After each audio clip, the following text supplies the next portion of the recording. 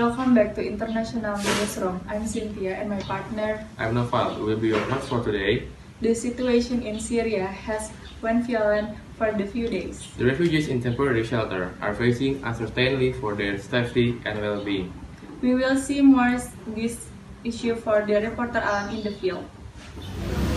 Yeah, I'm now at the Syrian refugee center.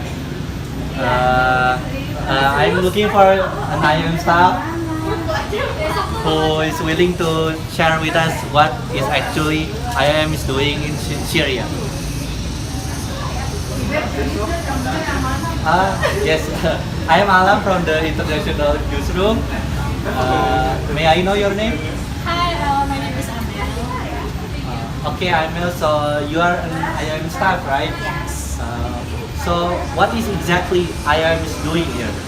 Well, simply we're taking care of the refugees here. We provide them clothes, we provide them shelter, we provide them food, and we provide them healthcare and ensure their safety in the center.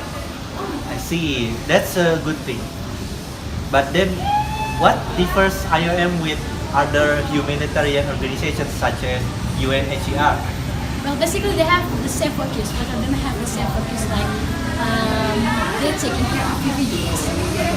What different is that the UNHCR and IOM has a different mandates and skill sets, but they work very closely together. And in fact, the UNHCR and IOM may coordinate when possible.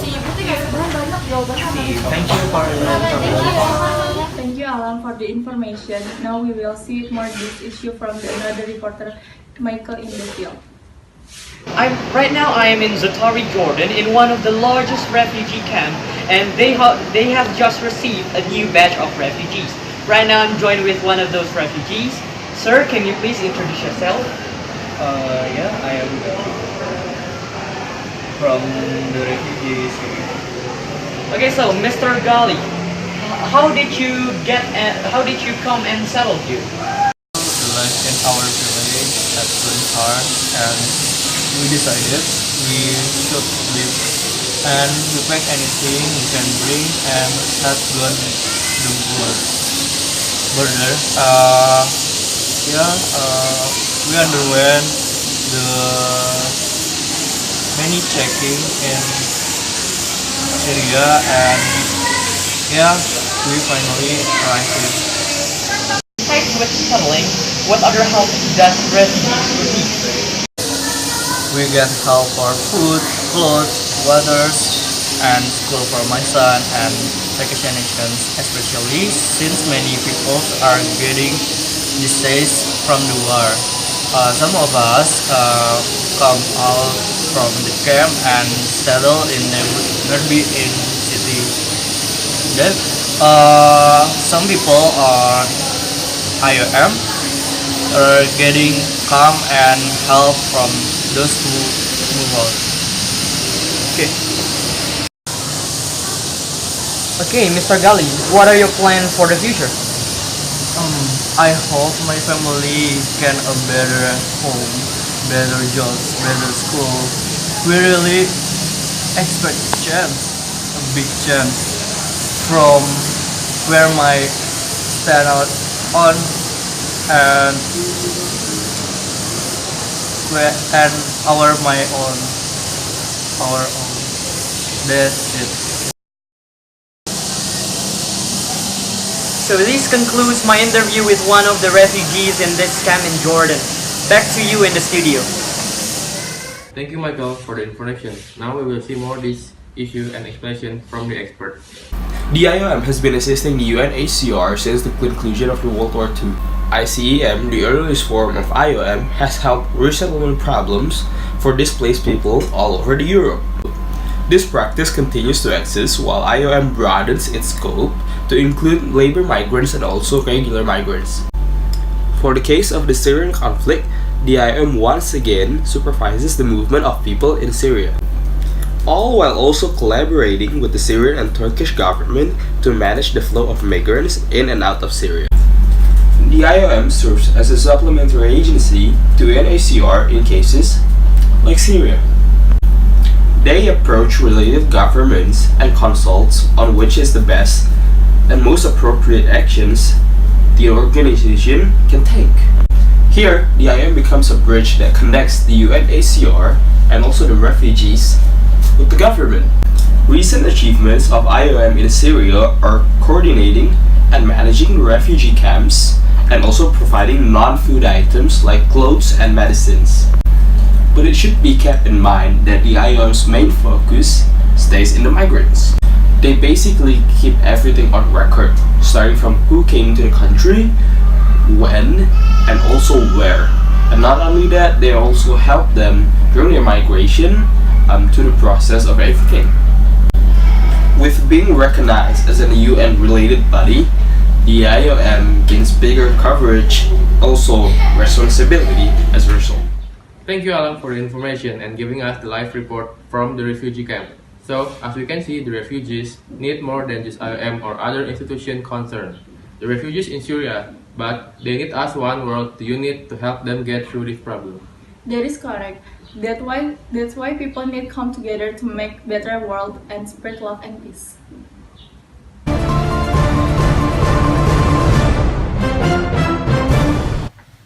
We have here the opinion that support Iran role in Syria. Here we have there Dr. Siburian, an international migration expert who criticizes its role in aiding refugees. Doctor, you have been in international migration field for a long time. What are your main concerns for the IOM in Syria? Thank you.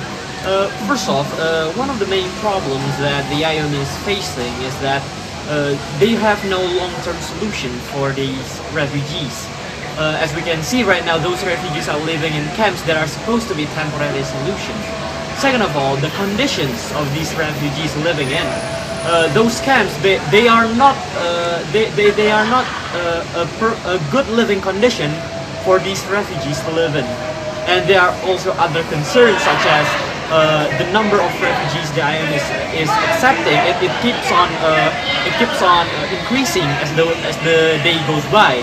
And as we are seeing no end to this conflict, the IOM is running out of possibilities of what they can do to these refugees.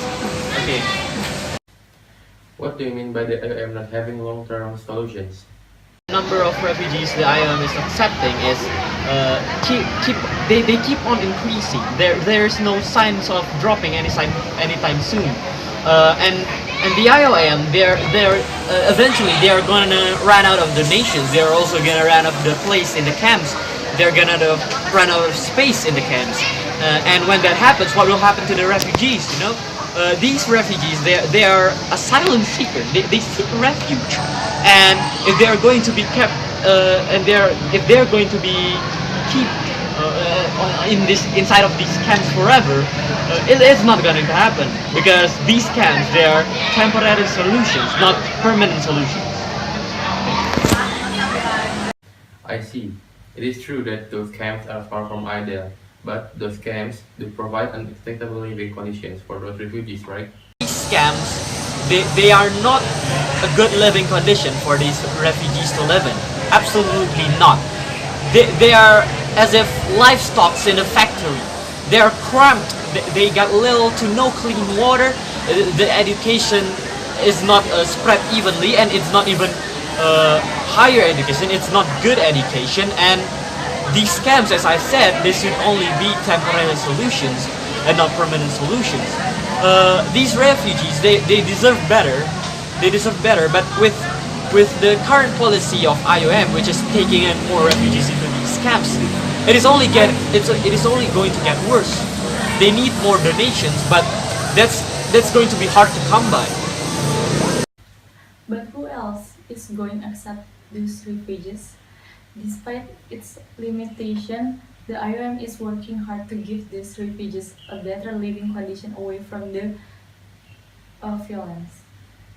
The IOM, in accordance to their goal, they should try to coerce the destination countries into accepting these refugees, because as destination countries and in the name of humanitarian aid, which they preach, they should be accepting these refugees unconditionally, just like they said, just like they promised. But I know it's gonna be hard to come by, but the IOM should at least try into coercing them. Or, better yet, try to coerce them into ending this conflict, into resolving this conflict, because most of these destination countries, they are powerful countries. They have military might.